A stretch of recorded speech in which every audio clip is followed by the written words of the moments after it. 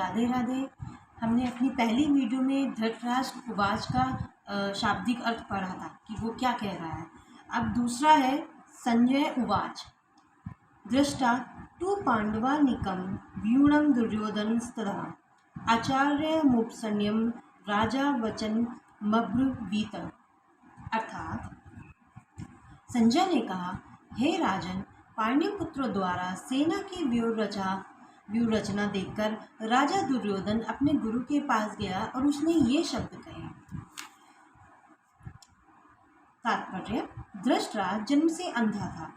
दुर्भाग्यवश वह आध्यात्मिक दृष्टि से भी वंचित था। वह यह भी जानता था कि उसी के समान उसके पुत्र भी धर्म के मामले में अंधे हैं और उसे विश्वास था कि वे पांडवों के साथ कभी भी समझौता नहीं कर पाएंगे, क्योंकि पांचों पांडव जन्म से ही पवित्र थे।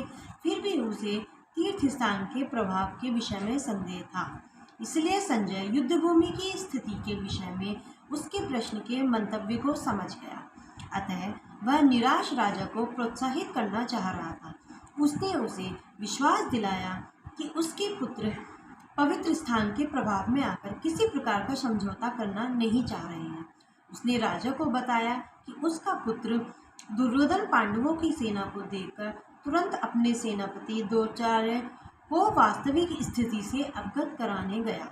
यद्यपि दुर्योधन को राजा कहकर संबोधित किया गया है, तो भी स्थिति की गंभीरता के साथ उसे सेनापति के पास जाना पड़ा। अतः दुर्योधन राजनीतिक बनने के लिए सर्वथा उपयुक्त था, किंतु अब उसने पांडवों की व्यूहरचना देखी तो उसका यह कूटनीतिक व्यवहार उसके भय को छिपा न पाया। धन्यवाद।